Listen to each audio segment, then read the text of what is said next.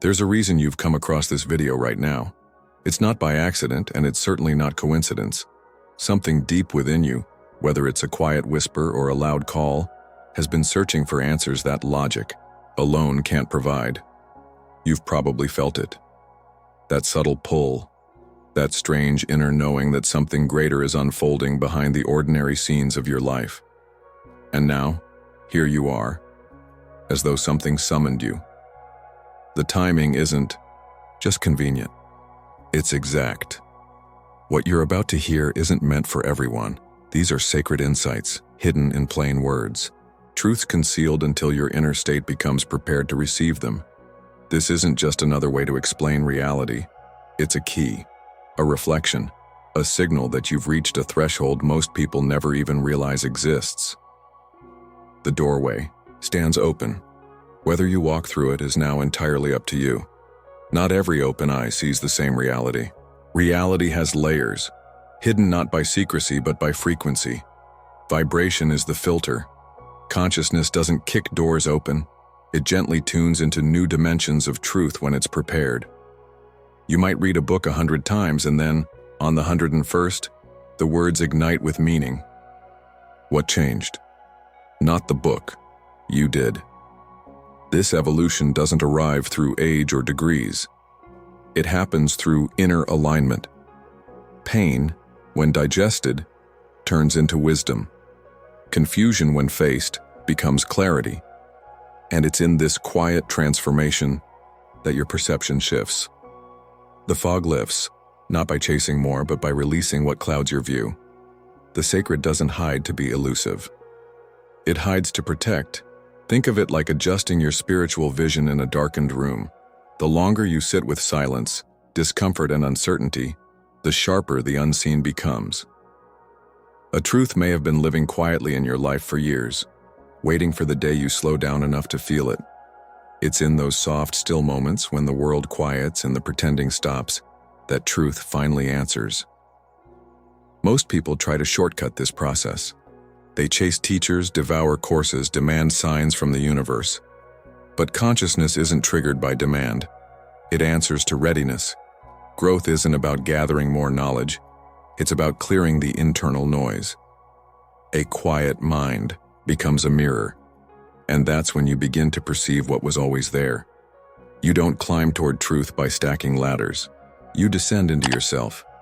Each descent is a surrender, a letting go of roles, certainty, and the illusion of control. And then something remarkable happens. Understanding arrives, not through thought, but through presence. Wisdom doesn't shout. It speaks when you're quiet enough to listen deeply.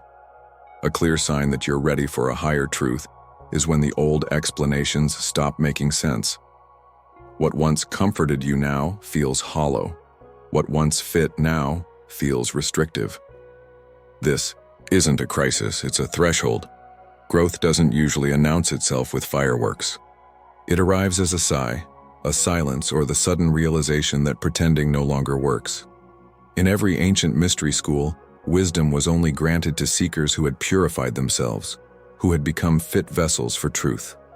Today, that purification looks like healing wounds, questioning inherited beliefs, and shedding false identities. You begin to crave simplicity, depth, and meaning. And in that stillness, the unseen begins to bloom. Truth never hides. It waits. And the moment you stop chasing the light and start embodying it, reality unveils its hidden design through you. Reality isn't just something you inhabit. It's something you co-create. Long before most dared to question the script of life, Jacobo Grinberg understood this.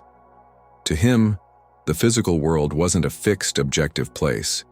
It was a filtered projection of consciousness interacting with what he named the informational matrix, a boundless field of potential.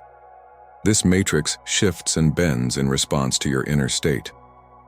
In other words, the projector isn't external, it's internal. Grinberg wasn't speaking in metaphors. His research blended neuroscience with ancient shamanic wisdom, revealing something modern science still struggles to accept. Thought and energy are inseparable. What you believe directly shapes what you perceive. And your perception sculpts your experience of time, space, and self. You are not just a spectator.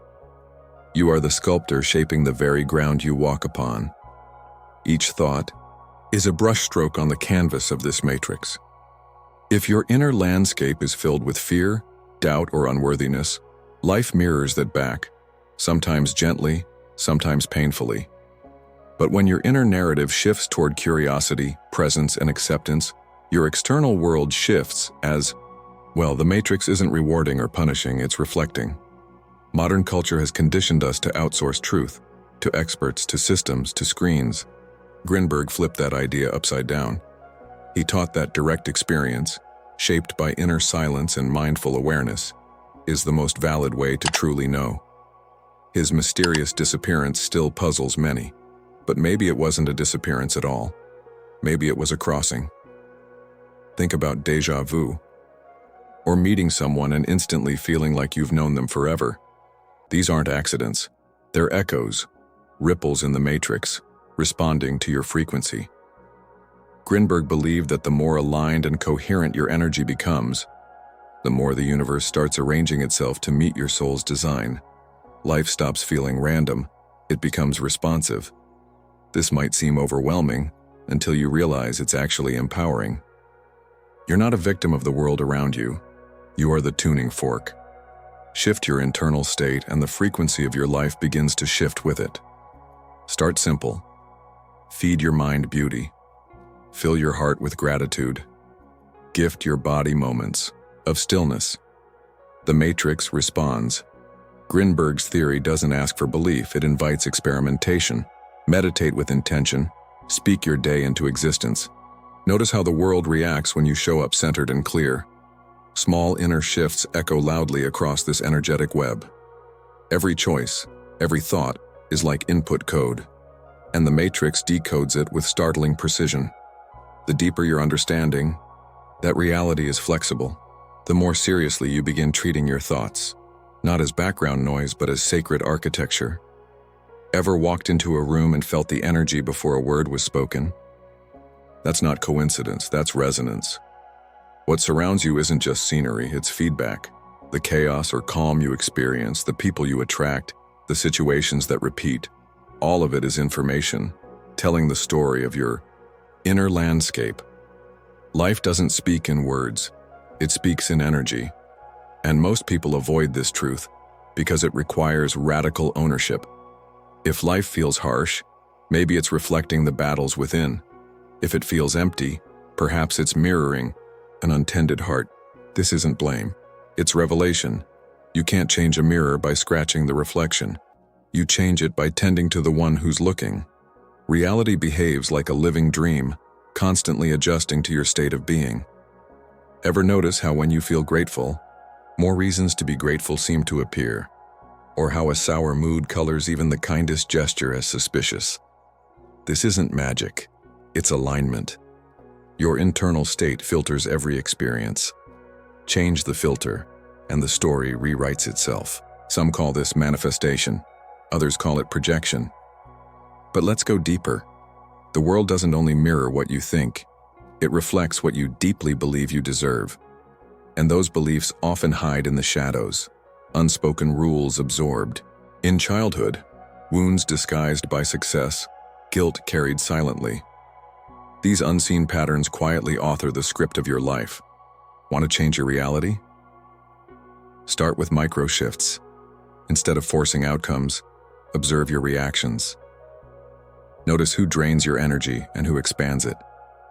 Shift one limiting belief a day. Sit with one uncomfortable truth. Create one new habit that confirms your worth. These small recalibrations ripple far beyond what your eyes can see. Remember, every relationship is a mirror, especially the ones that trigger you. The person who crosses your boundaries, a lesson, an invitation to reinforce them.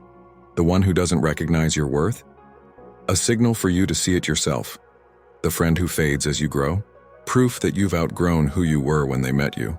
Life reflects every choice you make, even the silent ones. This path isn't about forcing endless positivity. It's about being honest with your frequency. When your inner world balances and stabilizes, your outer world starts rearranging, not instantly but inevitably. It may look like coincidence, but it's coherence.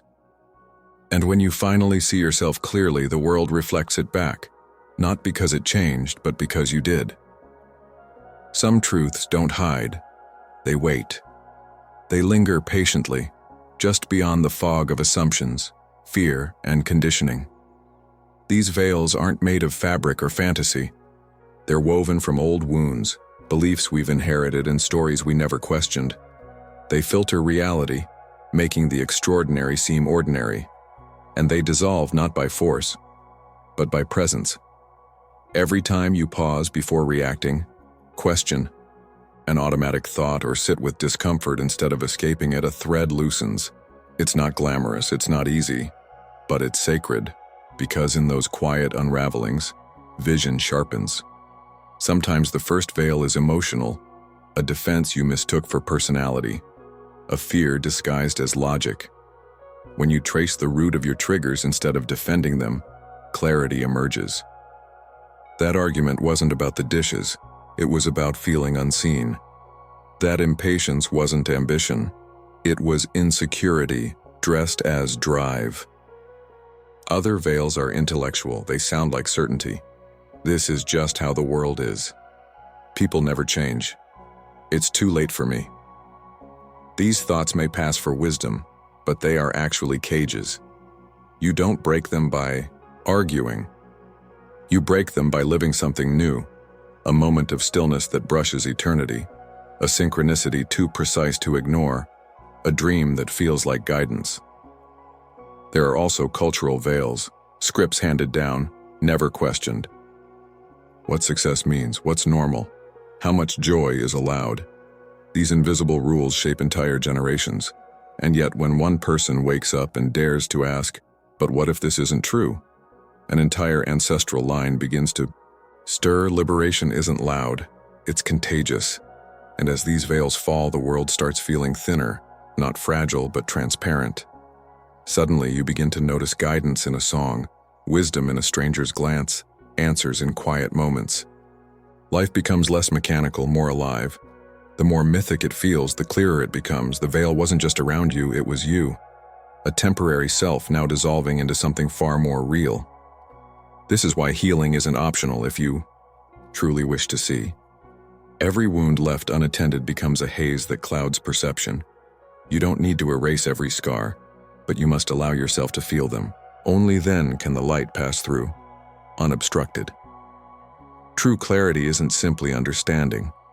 It's becoming transparent enough for truth to move through you.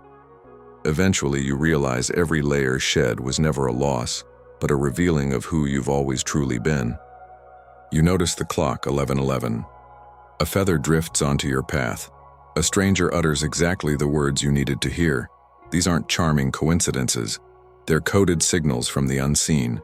When patterns repeat in uncanny harmony, it isn't luck, it's language. And synchronicity is how the universe quietly affirms, you're on the path. Many brush these off, but those who've learned to pay attention know better. These moments often arrive when your inner life syncs with a higher flow. They are confirmations, checkpoints, spiritual nudges that bypass thought and strike directly at the soul. The universe isn't subtle because it's vague. It's subtle because it's sacred. You can't force synchronicities to appear, but you can become the kind of person they gravitate toward. That means quieting the mind, clearing the static, and stepping fully into presence. When you're scattered, you miss the signals. But when you're anchored, even a lyric on the radio can open a revelation. Awareness is the antenna. And not all synchronicities feel warm or gentle. Some arrive as friction, a car that won't start right before a meeting you were never meant to attend. A door that slams shut when it looked so perfect. A delay that leads to an encounter that rewrites your story. Divine timing never waits for permission. It simply rearranges reality with precision. Carl Jung, who named synchronicity, believed it arises where the inner world meets the outer. When psyche and cosmos move in harmony, events pulse with meaning. It's not superstition, it's symmetry. And the more you trust this pattern, the more it reveals itself. One powerful way to engage with it is through conscious attention. Write down repeating numbers. Reflect on strange dreams. Journal the odd alignments that made you pause. Over time, you begin to see the thread, a logic that isn't linear but deeply intelligent. This builds trust, not only in life, but in your own navigation. These signs don't replace responsibility. They illuminate it.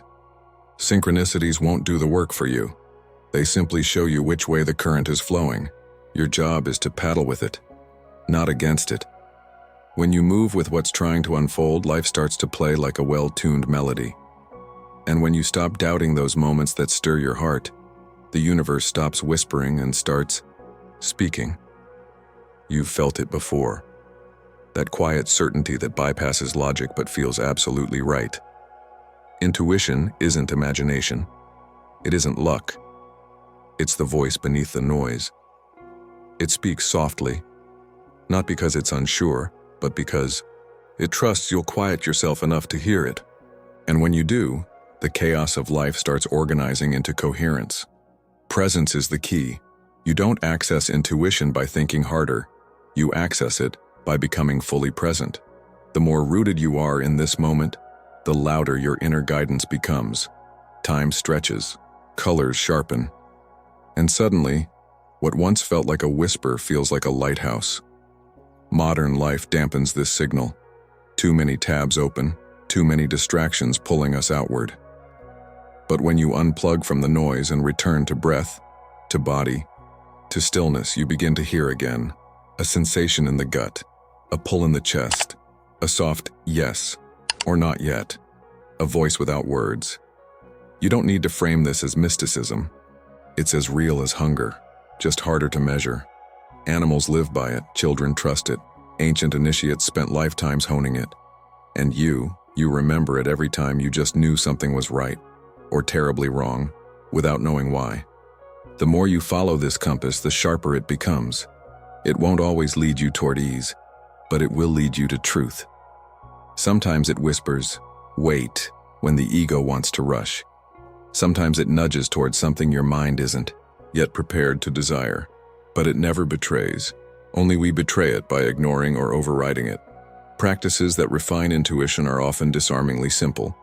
Standing barefoot in nature, eyes closed, one hand resting on your chest, free writing without judgment, sitting with silence, not rushing to fill it. These aren't about control, they're about invitation. And slowly, they awaken that inner current that always knows where to go. Presence feeds intuition, and intuition deepens presence. The more present you are, the more intuitive you become. The more intuitive you are, the deeper your presence grows. It's not a ladder, it's a spiral. And in that spiral, even the ordinary begins to glow, because you're actually in it, not lost somewhere in thought.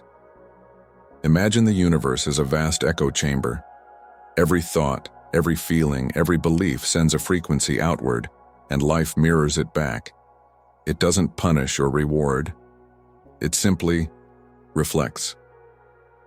What you experience externally is often the vibrational snapshot of what you've been carrying inside. Not always obvious, but always precise. You may long for love, but if you vibrate with self-rejection, life sends people who echo that wound. You might ask for abundance, but if you radiate scarcity, the universe mirrors lack. This isn't cosmic punishment. It's precise calibration. A mirror that reveals where you are misaligned and quietly invites you to shift. It's easy to blame the outside when things feel unfair or stuck. But real magic begins when you look inward and ask, what part of me generated this reflection? That question holds tremendous power. Not guilt, not shame, but pure creative force. Because when you see the mirror, you can clean it, or better yet, change the image it reflects. Think of your state as a magnetic signature. When you're grounded, grateful, and clear, life flows. When you're reactive, scattered, and fearful, everything feels like resistance. These aren't just moods, they're messages, and they shape your relationships, your opportunities, even how time itself seems to move. To recalibrate, begin small. Start the day by tuning your energy before checking your notifications. Speak to yourself the way you wish others would. Move your body like someone who honors it. These aren't spiritual cliches. They are practical tools to reset the energetic field around you. Reality bends to presence, not pressure. You'll know the mirror is shifting when people start treating you differently, without you saying a word. When synchronicities multiply. When you feel peace, not because life got easier, but because you became clearer. The world may not turn perfect, but it becomes exquisitely responsive. That's the reward of alignment. Of course, contrast still arises. Life will still challenge you. But now you recognize it. Not as punishment, but as feedback. A tense conversation may reveal an old resentment. A setback might expose where you still doubt your own worth. It's all data, not to condemn, but to refine. Eventually, you stop asking the universe for signs and start becoming the sign. You're not merely observing reality, you're broadcasting it from within. Every frequency you emit, consciously or not, writes the blueprint for the experiences, the people, and the circumstances that arrive. It's less like watching a film and more like editing the script as it plays. What you feel consistently, you project. What you project, you ultimately meet. This isn't about pretending to be positive. It's about being vibrationally honest. You can't paper over self-doubt with affirmations. The universe doesn't listen to words, it listens to energy. So if you say, "I am worthy," but your core frequency hums, "I am not enough," guess which signal life responds to? This is why real transformation is felt, not spoken. Every moment becomes an offering of energy. Thoughts are electric. Emotions are magnetic. Together, they shape your field.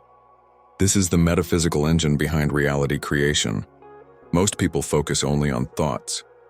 But the deeper shift lives in emotion, the felt resonance that either aligns or misaligns with your desires. You want to attract peace? Embody calm, crave abundance, radiate trust, not desperation. This isn't fluffy manifestation talk, it's energetic physics. The informational matrix, as Grinberg called it, doesn't respond to what you wish. It responds to what you are. And when you shift your inner state, the field responds immediately. One powerful tool for this is conscious imagination. Visualization isn't fantasy. It's rehearsal. When you vividly imagine a future and feel it emotionally, your nervous system begins adapting. You're tuning your vibration in advance. Think of it as sending a spiritual RSVP to the life you're inviting in. And the universe, it listens. But here's the key. Your unconscious is also broadcasting. That's why shadow work matters. If there's unresolved anger, shame, or fear hiding below the surface, it still emits a signal, whether you intend it or not. This isn't a curse. It's an opportunity. An invitation to bring those frequencies into the light, to integrate them rather than suppress them. Alignment isn't about perfection. It's about coherence. As you become more conscious of the energy you emit, life stops feeling random and starts feeling sculpted. Even the setbacks and delays begin to make sense. You see, they weren't obstacles. They were course corrections. Now you're vibrating not from reaction, but from intention. Eventually, you stop trying to control life and start curating your frequency like sacred art. You didn't stumble upon this message by accident. Some deeper part of you called it in. A self that's ready, not just to understand reality, but to co-create with it. If you've come this far, then you already sense it. The universe isn't outside of you. It's reflecting through you. And with that knowing, you carry a quiet power that changes everything. So step forward with grace. Speak your truth with courage. And trust the signs that brought you here. If this message stirred something in you, leave the word aligned in the comments to let the universe know you received it. And if you're ready for more transmissions like this, make sure to like, subscribe, and stay tuned. The next message will arrive when the universe knows you're ready.